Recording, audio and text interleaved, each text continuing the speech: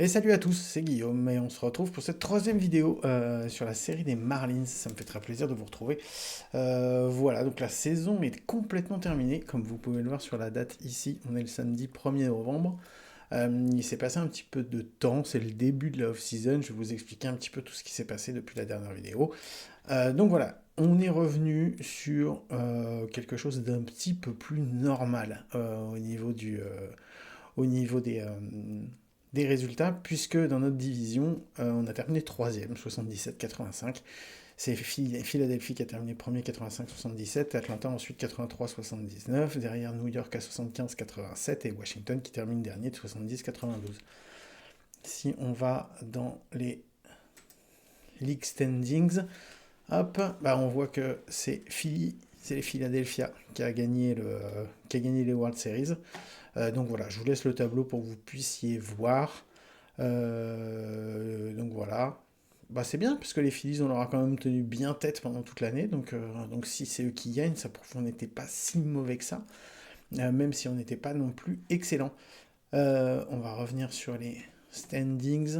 Donc voilà, pour que vous puissiez voir. Je pense qu'on est la division avec le nombre de victoires pour le gagnant le plus faible. C'est ça, 85-77. Atlanta, donc, qui n'a même pas fait la wild card. Atlanta qui s'est retrouvé aux portes de la wild card à un match, 83-79. Et nous qui terminons dans le ventre mou, en fait, quoi, on peut dire, même ventre mou un peu dernier. Donc voilà, maintenant, franchement, en vrai, c'est ce que je vous disais, je pensais pas qu'on aurait une saison. Je pensais que vraiment la saison elle serait terminée à la mi-saison pour nous, ce serait vraiment fini. Et en fait, même à la trade deadline sur laquelle j'avais mis des joueurs sur le trading block qui n'ont pas intéressé. Alors, il y a une explication pour ça. Donc c'est pour ça que j'ai pas fait de changement. La seule chose que j'ai fait pendant la trade deadline, je suis allé récupérer. Où est-ce qu'il est Josh Rojas. Parce que j'avais pas vraiment de troisième base.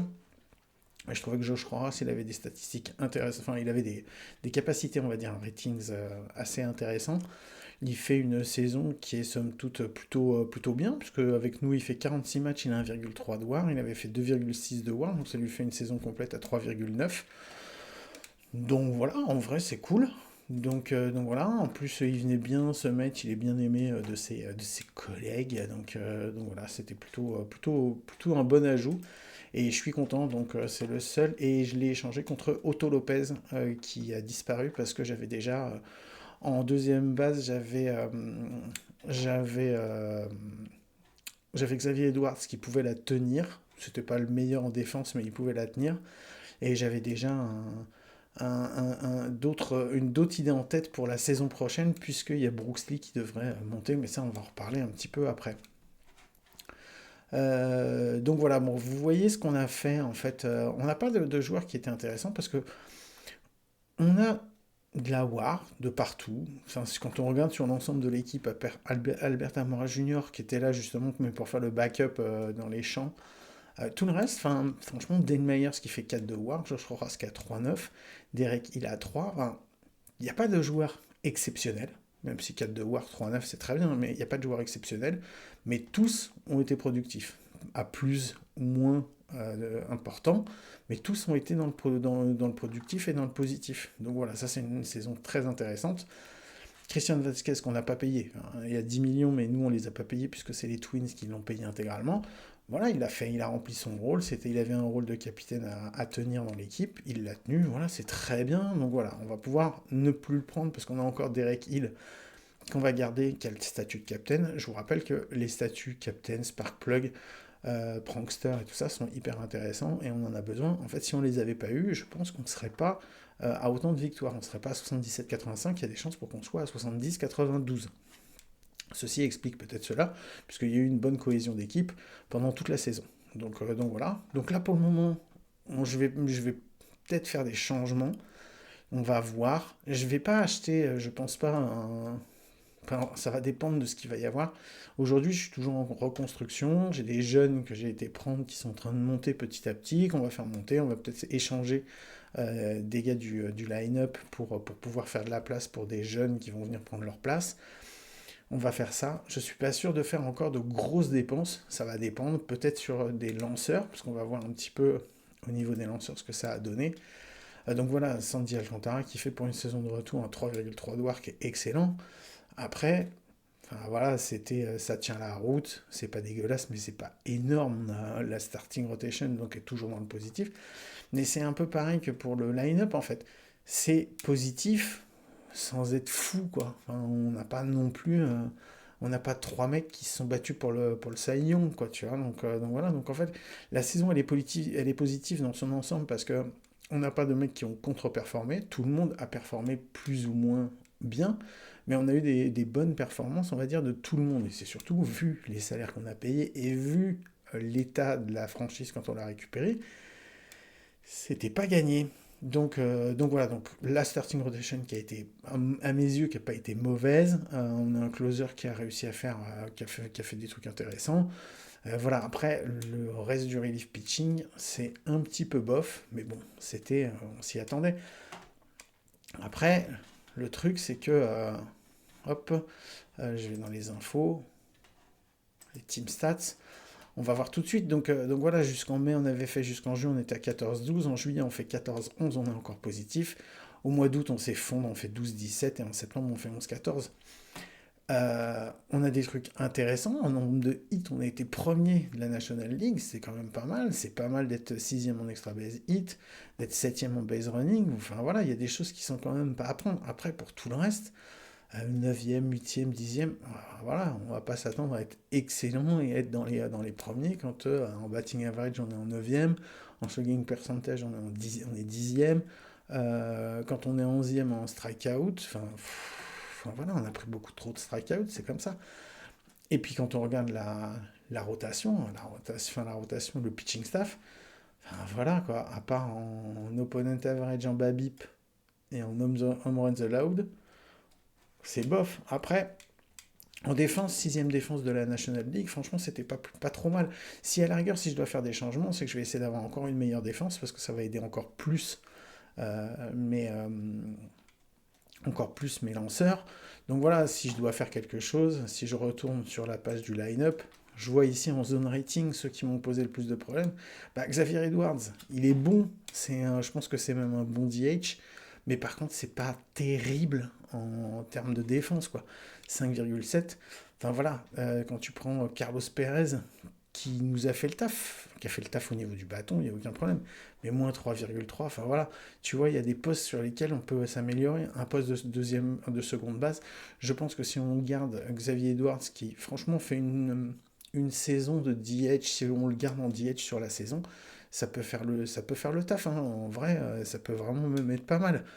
Euh, Quoique non, c'est Jesus Sanchez qui est meilleur en DH, donc je dis n'importe quoi. Xavier Edwards, il va faire que de là. Alors voilà, c'est un bon bâton. Maintenant, c'est un peu un trou quand même, donc en défense. Donc on va voir, on va voir, on va voir, hein, parce que Jesus Sanchez, il a quasiment pas joué en champ. Ouais, il a fait 15 matchs en défense et il est nul. Mais par contre, effectivement, au niveau du bâton, Jesus Sanchez, il nous a amené, ouais, 2,5 de war, donc ouais, c'est pas mal, mais ça peut encore s'améliorer.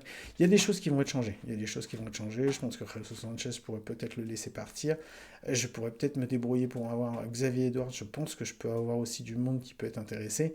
Et après, s'il y a un gros bâton qui peut être intéressant, ben pourquoi pas? Pourquoi pas? Faut être fermé sur rien. Et après, on va voir un petit peu tout ça. Pour le moment, on ne sait pas trop ce qu'il va y avoir. Parce que quand on va dans les transactions, ici, en allant en transactions, euh, quand on va sur les free agents, upcoming FA, voilà, il y a du beau monde qui doit venir, quoi. Reino Suarez en troisième base, Kyle Tucker, Alex Bregman. Il y a du monde qui peut être encore là et qui peut être encore intéressant. Kyle Schwarber, enfin, je veux dire, il y a du monde. Il y a du monde. Si on regarde au niveau du nombre de home runs qui ont été frappés, Kyle Schwarber. Donc voilà, après, je vous ai déjà expliqué qu'il y a un truc qui est problématique et sur lequel il faut faire gaffe, c'est que le vieillissement des joueurs dans OTP, il les impacte énormément sur leur qualité en fait. Si tu peux prendre un Kyle Schwarber, te dire bon bah voilà je vais le mettre, ça va être mon DH. Il va demander beaucoup à l'intersaison, c'est quasiment sûr. S'il va peut-être demander 25 millions, un truc comme ça, et un contrat sur 5 ans déjà. Aller prendre un mec de 32 ans pour aller lui signer un contrat de 5 ans, tu sais que de toute façon tes 3 saisons dernières, c'est sûr que tu vas t'asseoir dessus. Mais c'est pas dit que les 5 saisons, tu t'assois dessus et que à partir de l'année prochaine, la saison prochaine, il y a une énorme baisse. Donc voilà, tout ça, il faut voir. Il faut voir ce que ça va donner. Donc voilà, après, un mec comme Bobby Bichette qui a fait une saison. Bah, la saison 2024 avait été dégueulasse, elle avait été ce qu'elle avait été. La saison 2025, elle est intéressante, mais aujourd'hui, moi, j'ai pas besoin d'un shortstop, donc voilà. Qu'est-ce que je voulais vous montrer? Oui, donc voilà, donc ça c'est comme ça que la saison s'est terminée, c'est les Philadelphia Phillies qui ont gagné. Il n'y a pas les awards qui sont sortis encore puisqu'on commence juste la off-season et que ça va démarrer après, donc je ne vais pas pouvoir vous les montrer. Par contre, il y a des trucs que j'ai découverts. J'ai découvert que pendant la saison, il y avait une MLB Draft League. En fait, tous les joueurs qui sont les nouveaux, qui sont parmi les meilleurs, qui ont été draftés dans l'année, comme quand ils arrivent, généralement, si on garde la date normale. Moi, j'ai changé la date de la draft. Normalement, elle est en juillet. Moi, je l'ai avancée à début juin pour que justement euh, les nouveaux draftés puissent aller dans les équipes et aient du temps de jeu.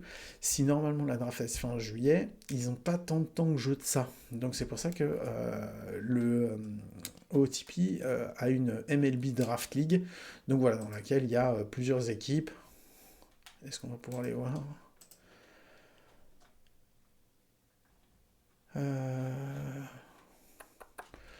Non, c'est les transactions. Je veux pas ça. Moi, je veux voir les équipes. Hop, standings. Donc voilà. Donc il y a 2, 4, il y a 6 équipes qui se tapent un petit peu. Non, ça c'est dans standings. Il n'y a pas 6 équipes. 2, 4, 6, 8. Si, il y a 6 équipes dans lesquelles donc il y a les draftés qui viennent, ils font 60 matchs et ensuite après il y a encore une wild card enfin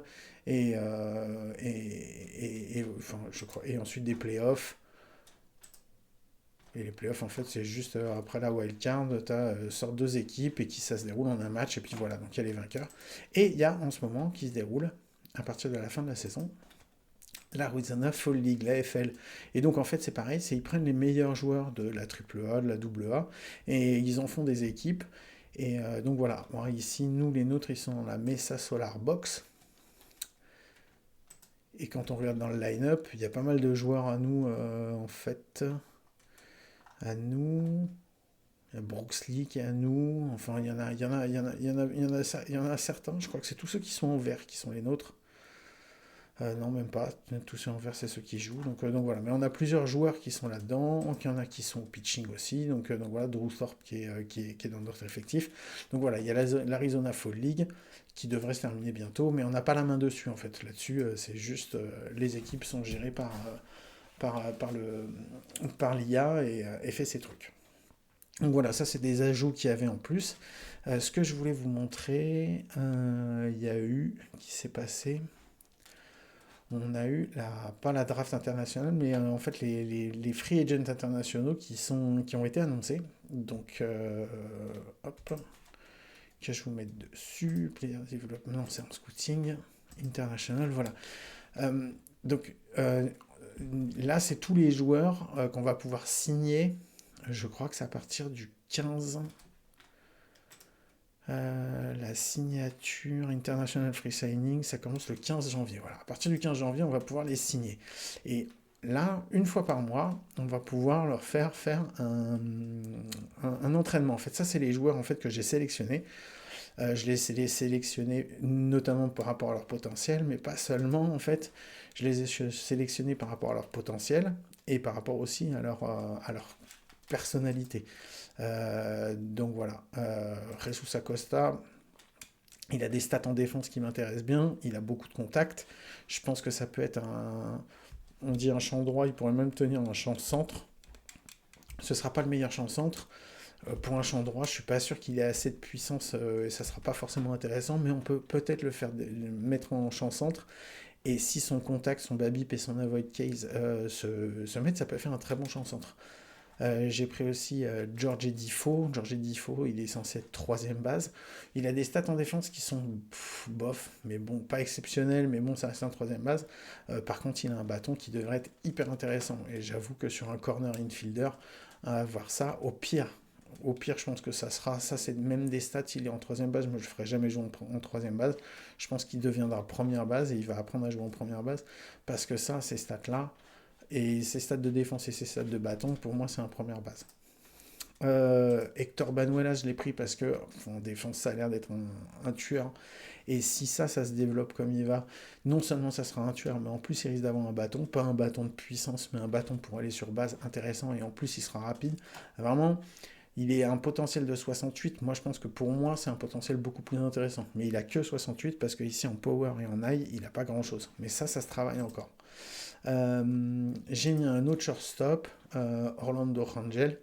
Il a des stats défensives un peu bof, mais il a un bâton qui est plutôt pas mal. Si celui-là, j'arrive à l'avoir aussi, franchement, en vrai, c'est pas mal, mais c'est pas sur celui-là que mon choix va se mettre. Ensuite, j'avais choisi deux catcheurs. Il y en a un, j'ai déjà fait faire un entraînement le 17 octobre, mais je ne l'ai pas retenu. Je l'ai laissé et j'ai gardé Alex Cortez parce que ses stats en attaque, elles sont vraiment pas terribles. Je pense que ici, ça c'est très bien parce que ça va lui permettre de faire des longs at-bats et d'aller sur base, à mon avis. Et ici, au niveau de sa défense, ça peut être un mec intéressant. Je suis pas sûr que ça soit un très bon major leagueur, mais ça peut être un ajout en plus. Surtout qu'en plus, il demande que 200 000 dollars. Donc voilà, c'est aussi pour ça que je l'ai pris. Miguel Hernandez, bon bah voilà, ses stats en défense sont pas exceptionnelles, mais par contre le bâton peut être vraiment énorme. Juan Rodriguez, un deuxième base, ouais.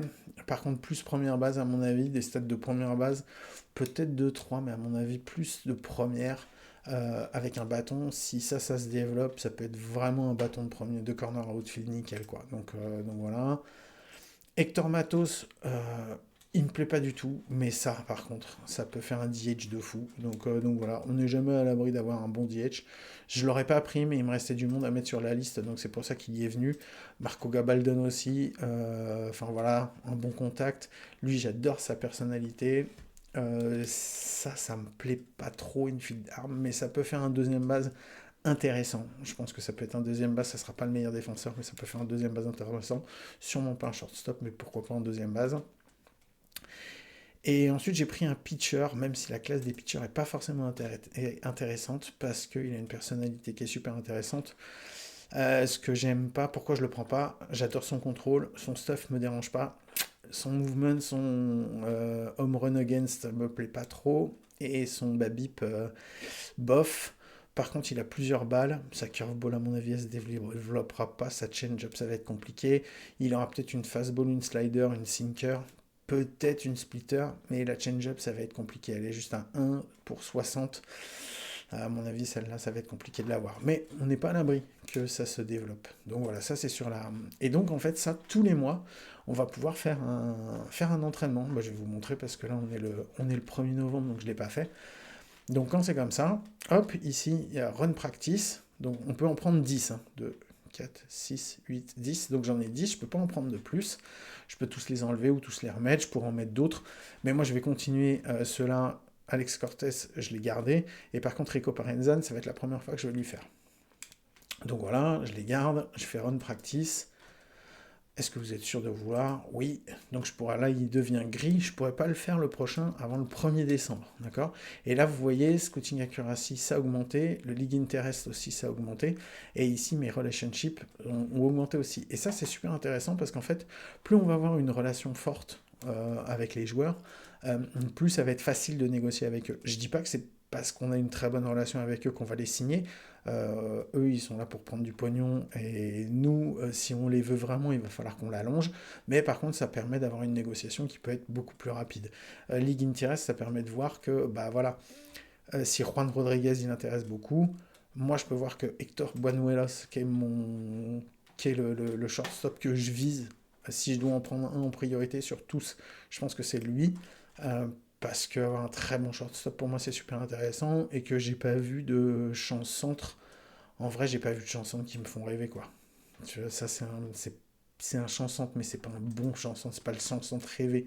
Il n'y a pas dans comment ça s'appelle dans le pool de joueurs à l'international, il n'y a pas vraiment de chanson qui ressort. Donc il y a ce shortstop, j'ai bien aimé Alex Cortez, donc voilà.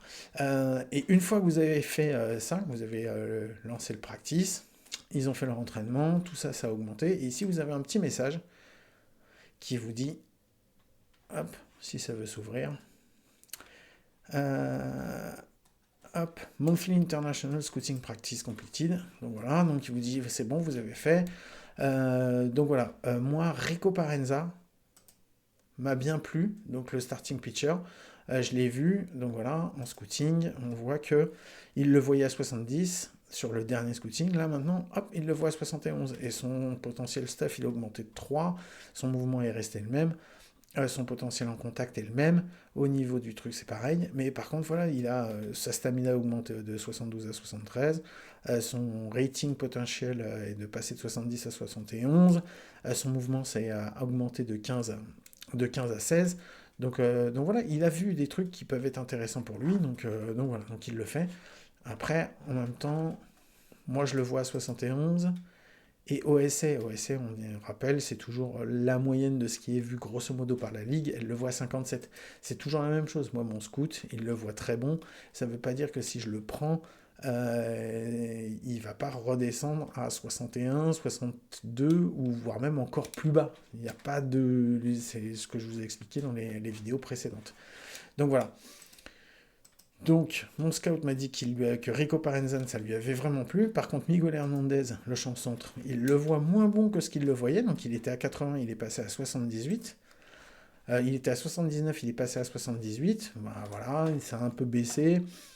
Il voit, même si le contact a augmenté, même s'il y a des choses qui ont augmenté, en gros, il y a quand même des trucs que lui voit un peu moins bonnes. Il voit que ça s'est augmenté dans ses stats, mais par contre, son potentiel pour lui a baissé. C'est pas énorme, mais voilà, c'est pour lui, c'est une petite baisse, donc on verra bien. Même chose pour le catcher Alex Cortez, mais je m'en doutais, parce que ça avait déjà baissé avant. Ça me plaît pas du tout, donc je pense que je vais pas le prendre. Work ethic et intelligence sont aussi bas, je pense que je le prendrai pas, donc je vais l'enlever et je vais essayer de choisir quelqu'un d'autre. On va y aller quasiment tout de suite. Et après, les autres joueurs, on a vu, on peut aller voir un petit peu ce qu'ils ont fait. On n'est pas... Hop, je vais retourner là-dessus. Je vais enlever mon catcher parce qu'il ne m'intéresse pas forcément. Alors ici, ça le contrôle me plaît pas du tout. Antonio Abrego, c'est un bullpen. Ça non plus, ça me plaît pas trop. Ça, c'est un releveur. Le releveur, il va me demander combien Danny Gonzalez. Il va demander quand même beaucoup. Ouais, il demande quand même pas mal. Donc, et Jesus Gonzalez. En vrai, je sais pas trop qui je vais rajouter. Bon, je verrai ça plus tard. La dernière chose que je voulais vous montrer, c'était ici. On va arriver dans la salary arbitration et on en a pas mal à voir. Donc voilà, ça va être tous les joueurs avec lesquels qui vont entrer en arbitration. En fait, Max Meyer, Kevin Fischer, Andrew Nardi, enfin tout ça, tous ces joueurs-là qui sont current salary à 740 000, c'est des joueurs, ils ont terminé leur troisième année de rookie et en fait, ils vont avoir maintenant les 3 années suivantes, chaque année, ils vont avoir une augmentation. Et c'est ce qu'on appelle l'arbitration. En fait, l'arbitration, c'est une estimation de ce qu'on va les payer. Nous, c'est ce que nous, on estime qu'on doit les payer. Eux, leurs estimations, généralement, sont supérieures à ça. Donc après, ce qu'on peut faire avec chaque joueur, c'est rentrer, parce que là, on peut mettre changer et attendre en disant, bah voilà, moi, je ne vais pas lui mettre à 1 500 000 parce que je trouve qu'1 500 000, c'est beaucoup. Peut-être que je vais lui demander moins parce que vu ses stats, mais bon, il a 1,9 de WAR. Je pense qu'il va demander plus que 1 500 000 parce que 1 500 000 pour 1,9 de WAR, non. Par contre, Calvin Fosher qui demande à 30 ans 0,2 de WAR et qui demande 1 300 000, non, c'est mort. Andrew Nardi, 27 ans, 1,2 de WAR, 1 900 000. Pour le mec, il a lancé que 69,1 innings et il demande plus que. Enfin, il faudrait le payer plus que les 159 innings de Max Meyer. Ça semble chaud. Donc tout ça, Nick Fortes, je l'ai. Oui, je n'en veux pas. Je suis entièrement d'accord. Donc je vais même lui dire que je vais le dégager, comme ça il sera déjà. Bon, donc je le laisse à zéro, ça voudra dire qu'il n'y aura pas de. Je le prendrai pas, donc je vais même le virer, je pense. J'en veux pas. Parce que finalement, il a passé. Je l'ai payé 1 860 000 pour qu'il passe la saison en double A. Donc, enfin voilà, moi, des catcheurs en double A, j'ai pas besoin de ça. Donc voilà, ça c'est pareil, on va voir, je vais voir un petit peu comment ça va se passer, mais plutôt que de laisser l'arbitration décider, comme par exemple pour Jesus Sanchez, 7 500 000, il a 2,5 de WAR, donc oui, ça mérite une augmentation, est-ce que ça mérite 7 500 000, c'est pas sûr, donc pour ces joueurs, à chaque fois, on fait un clic droit, on va sur Offer Contract Extension, et... Et on peut leur proposer justement, alors lui il veut une augmentation pour un contrat pour plusieurs années. Euh, tac, tac, tac, tac, tac. Donc voilà, en faisant Offer Contract Extension, on peut aller leur proposer, lui il veut 1 440 000, Calvin Fauché il veut 1 440 000, il est où? Nous, on estime à 1 300 000, donc ça veut dire qu'il va falloir quelque chose entre les deux. Mais je peux lui proposer 1 200 000, et après, on va voir ce que ça va donner. Il dira peut-être oui, ou il dira peut-être non. En fait, quand il demande un contrat de 1 an supplémentaire, en fait, c'est une négociation de l'arbitration. À partir du moment où l'arbitration, on va s'accorder sur les 1 million, je sais pas, 150 000 ou 1 200 000, ici, il va disparaître de cette ligne, mais par contre, la saison suivante, s'il relance à nouveau pour nous, on le reverra à nouveau, parce qu'il sera à nouveau, il rentrera dans l'arbitration. Donc voilà, ça, vous n'êtes pas obligé d'attendre la fin de la période de l'arbitration pour faire la différence. Et vous pouvez même leur proposer moins que notre estimation, et c'est possible qu'ils acceptent. Il ne faut pas aller trop loin, là, si on regarde Max Meyer, par exemple, Offer Contract Expansion, lui, il va demander 1 660 000. Nous, on estime que c'est 1 500 000, c'est ce qu'on va proposer. On peut aller en dessous. Après, ce qui peut se passer à l'arbitration, si on va jusqu'au bout de l'arbitration, on peut demander 1 500 000. Lui, il veut 1 660 000. Et en fait, il n'y aura pas de ou l'un ou l'autre. C'est la ligue, enfin, le comité d'arbitration qui va décider en disant, bah voilà, c'est ou ce que la team, ce que l'équipe a proposé, ou ce que le joueur a demandé. C'est ou l'un ou l'autre. Donc, le mieux, c'est d'essayer d'arriver à un arrangement avant. Ça n'a aucun intérêt d'aller à l'arbitration. Sauf si vraiment, enfin voilà, vous essayez de faire une négociation, le joueur veut plus rentrer en négociation.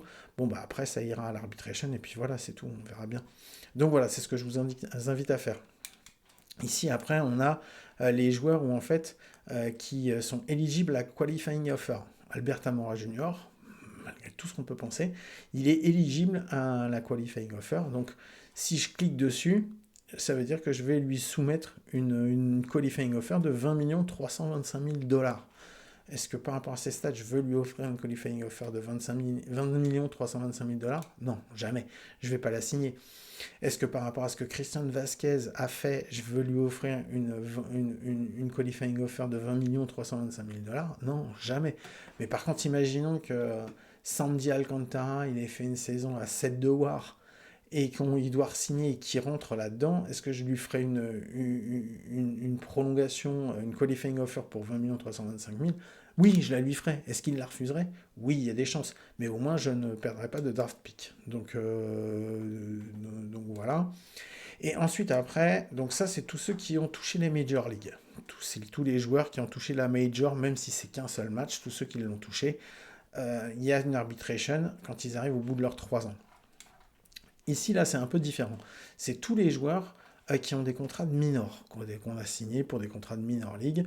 Et voilà. Et en fait, là, arrive le moment où on peut leur reproposer. Donc là, il faut voir, en fonction de ce qu'ils ont fait, est-ce qu'on va leur reproposer un contrat de minor league ou pas.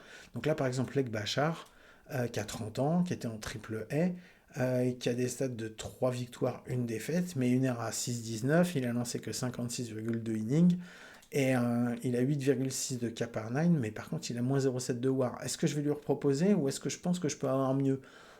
Je pense vraiment que je peux avoir mieux, donc je pense que lui, il va partir.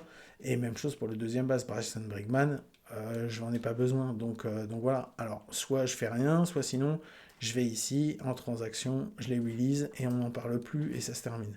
Humberto Castellanos, qui a 9 victoires, 14 défaites en AAA, mais même malgré son ERA de 6,57, il a lancé 171,1 innings. Voilà, il m'a fait 1,8 de WAR.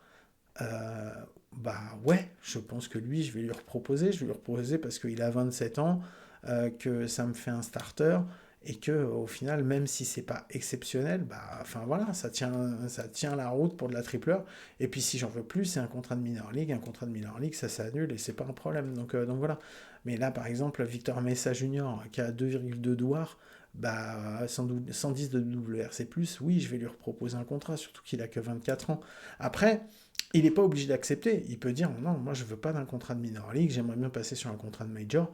Et à ce moment-là, on va voir. Est-ce que je le reprends, est-ce que je le reprends pas? Par contre, après, arrivé à ce moment-là de la saison, même si vous voulez essayer de faire une transaction avec certaines équipes, il y en a beaucoup qui vont vous dire ah, t'es gentil, mais si tu veux faire une négociation, c'est que lui t'en veut pas, donc tu vas le laisser.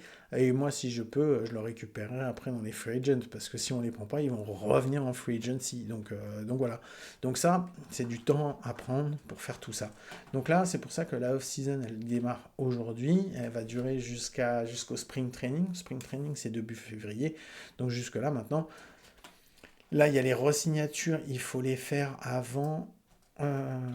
C'est avant quoi? Salary arbitration, c'est avant le 22 novembre. Donc là, il y a 3 semaines. Pendant 3 semaines, on va voir avec avec les joueurs qui doivent rentrer en arbitration ce qu'on va faire. Pendant ce temps-là, il va y avoir les annonces des Gold Gloves, hein, de tous les awards. Après, il va y avoir la fin de la FL fin novembre. Et voilà, salary arbitration. Et à partir du moment où on a fait la salary arbitration le 22 novembre, les résultats apparaissent le 23. Et à partir du 24, c'est la free agency. Parce que jusqu'au 22, jusqu'au 22, par exemple, les joueurs qui sont sur la free agency list que je vous ai signée, ils peuvent être re-signés par leurs équipes. S'ils ne sont pas re-signés, s'il n'y a pas d'arbitration, s'il n'y a pas de qualifying offer, à ce moment-là, ils rentrent en free agency. Mais ça ne veut pas dire que la liste qu'on a vue tout à l'heure, je vais vous la remettre, elle doit être encore là. Salary arbitration, non, elle n'est plus là. MLB, transaction, upcoming FA. Cette liste-là, en fait, c'est ceux dont les contrats arrivent à terme, en fait, là, à la fin de la saison. Et donc voilà, mais par contre, si pendant la salary arbitration, ils sont re-signés, eh ben, ils apparaîtront pas. Donc c'est pour ça qu'en fait, la liste finale de la free agency, elle apparaîtra pas avant le 24. Et à partir du 24, on va pouvoir s'écharper pour voir qui signe qui. Donc voilà, ça on verra après. Hall of Fame voting, voilà, Winter Meetings, la Rule 5 Draft. La Rule 5 Draft, en fait, c'est les joueurs. Est-ce que il y a des joueurs en fait qui arrivent à un terme et il va falloir qu'on les mette sur notre 40-man roster? Est-ce qu'on veut les mettre ou est-ce qu'on veut pas les mettre? En les mettant, on les protège. Si on les protège pas, on peut se les faire prendre par une autre équipe pendant la Rule 5 Draft. Nous, la Rule 5 Draft, je pense que ça peut être un endroit, un moment intéressant pour pouvoir rajouter des joueurs, enfin des prospects d'autres équipes qu'ils n'ont pas mis à protéger et qui peuvent être intéressants. Ça, pour les petites équipes, la Rule 5 Draft, c'est intéressant, tout aussi intéressant que les waivers. Après, ça, c'est le 16 décembre. Après, on arrive au 15 janvier où il y aura les signatures des free agents internationaux, ceux que je vous ai montré tout à l'heure, et début de la pré-saison à partir du 18 janvier. Voilà. Et début du spring training le 15 février. Début de la saison le 24 mars. Qu'est-ce que je voulais vous montrer? Oui, il y avait une dernière chose que je voulais vous montrer. Donc là, pendant la saison, pendant l'intersaison, je vais pouvoir mettre le prix des billets, je peux les augmenter.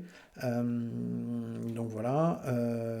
Là, on voit qu'en fait, bah, on a une saison qui a plutôt été pas mal. Donc voilà. Donc au niveau des attendances. On a eu un truc un peu négatif après, mais après, quand on a commencé à marquer et être dans les premiers, on a même fait des matchs à guichet fermé, donc ça, c'était cool. Voilà. Je vais pouvoir revoir mes budgets au niveau du scouting, les budgets au niveau du development, le personnel que je vais re-signer. C'est pas encore terminé, c'est encore en négociation. C'est pour ça que ça sert à rien que je vous le montre maintenant. Là, l'intérêt des fans, il a augmenté à 61, donc parce qu'on a eu une bonne saison, donc l'intérêt va augmenter. Est-ce que après le market size et la fan loyalty va augmenter? On verra bien. Donc voilà. Le budget pour cette année, il est de 190 millions. Donc il a été augmenté. On était à 172 millions, je crois, la saison dernière. On passe à 190 millions. Là, on a projeté, on a 65 millions de monnaie available, donc ça pour pouvoir signer des free agents et des extensions par rapport au salaire qu'on a déjà. En fonction de ça, ce qu'on va utiliser, on verra après pour les extensions, l'argent qui nous reste à signer, mais ça, ce sera pour 2027 et pas forcément pour tout de suite. La dernière chose donc, que je voulais vous montrer, c'est, je vous ai montré le scouting.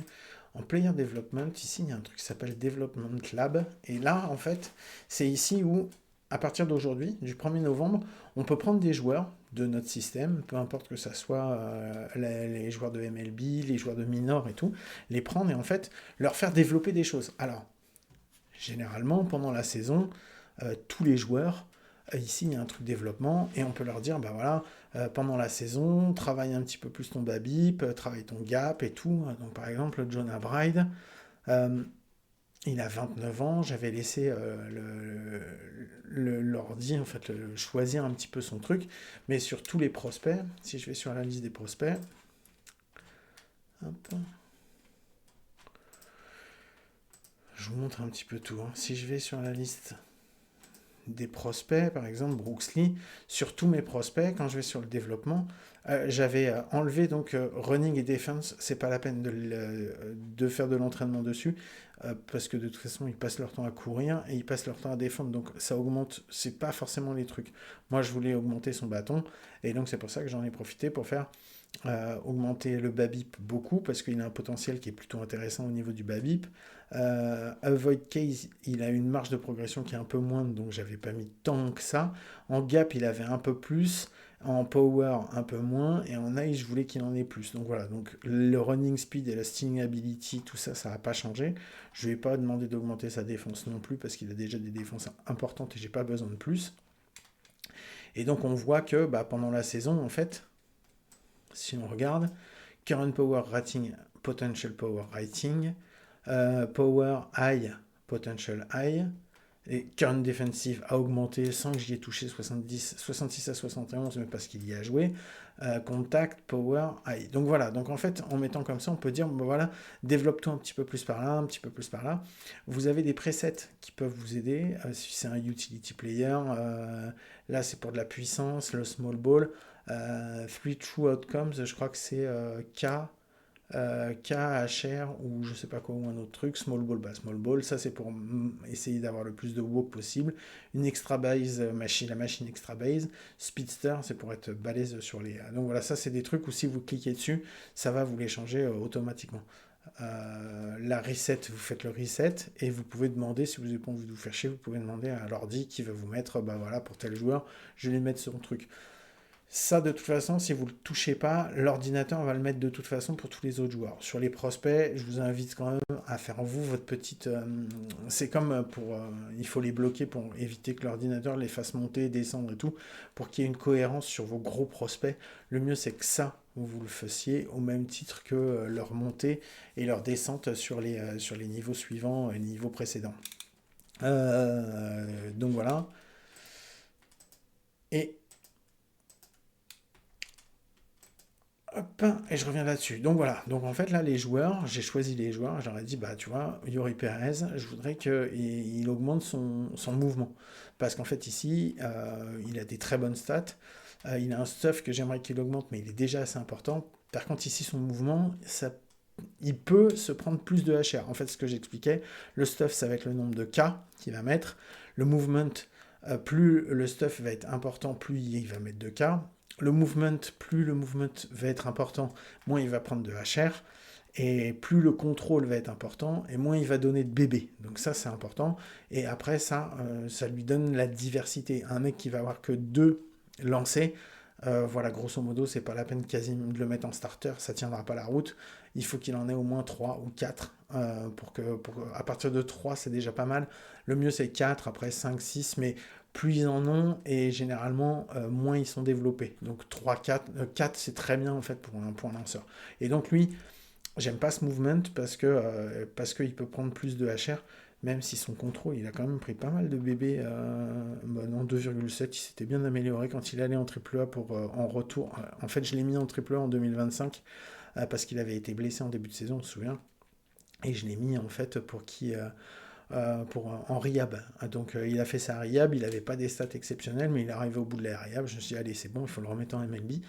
Et donc voilà, et donc au final, c'est pour ça qu'il a que 0,9 de WAR, alors qu'il a une ERA plus intéressante, un FIP un peu moins intéressant, mais il a une ERA à 3,96. Voilà, pour un mec qui a fait que 86,1 innings, c'est plutôt pas mal.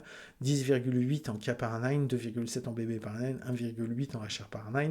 Mais ça, j'aimerais bien l'augmenter. Si j'arrive à l'augmenter plus, ça permettra qu'il se prenne moins de HR, potentiellement. On est d'accord, potentiellement parlant. Après, il a encore le temps de se développer. Il a un overall, il est qu'à 49, avec un potentiel à 59. Donc, c'est pareil, il a du development. Pour le développement des pitchers, en vrai, je m'y connais pas aussi bien sur le développement des pitchers. J'ai laissé Larry se débrouiller parce que voilà, tu as toute l'histoire des balles, comment les développer, machin. Donc voilà, je me suis pas pris la tête. Là, on a plus développé son contrôle. J'aurais peut-être pu lui mettre un petit peu plus, hop, de movement. Hop, on va faire comme ça. Même si le contrôle, c'est intéressant quand même. Mais son contrôle est à 53 sur 59, ça devrait être pas mal. Je vais le mettre comme ça. Et ici, pour éviter que quand vous faites quand vous bougez un petit peu les trucs comme ça, pour éviter que l'ordi, après, au bout d'un moment, il les change, parce que si vous touchez à rien, lui, il va dire ah bah non, bah, je vais les changer, mais ce qu'il aura décidé. Il faut cliquer ici, Prevent AI from adjusting focus for every PRS. Là, ça veut dire que ce que vous avez décidé, il va le garder comme ça. Là, Movement Minimal Losses, ok. Ah ouais, ça, c'est les résultats. Je ne l'ai même pas vu. Tu vois, je découvre en plus, parce que je ne me servais pas. Jusqu'à maintenant, je ne me servais pas. Contrôle, il a eu minimum gain. Fastball, minimum gain. Ah, d'accord. En fait, pour éviter qu'il perde. Ok, d'accord. Bon, bah comme ça, je me coucherai moins con. Donc voilà, donc pour les batteurs, il y a pas mal de trucs que vous pouvez. Increase pitching. Je viens juste de le faire, c'est pour ça. Under assessment, ça veut dire que euh, là pour le moment, pendant 5 jours, je peux encore éliminer et le remplacer par un autre, il n'y a pas de problème. Au bout de 5 jours, en fait, ça sera bloqué et je pourrai plus changer. C'est pas possible. Donc par contre, si là, Under Assessment, si je change dans 4 jours, ça va repasser à Under Assessment 5. Euh, Là, la couleur, c'est le temps que ça va mettre et la difficulté qu'ils vont avoir. Increase pitch movement, à ce moment-là, ça veut dire que c'est pas facile, mais c'est moyen. En orange, ça commence à être un peu dur et tu as des trucs qui sont rouges qui sont vraiment très durs. Et là, en fait, j'ai pas de trucs très durs.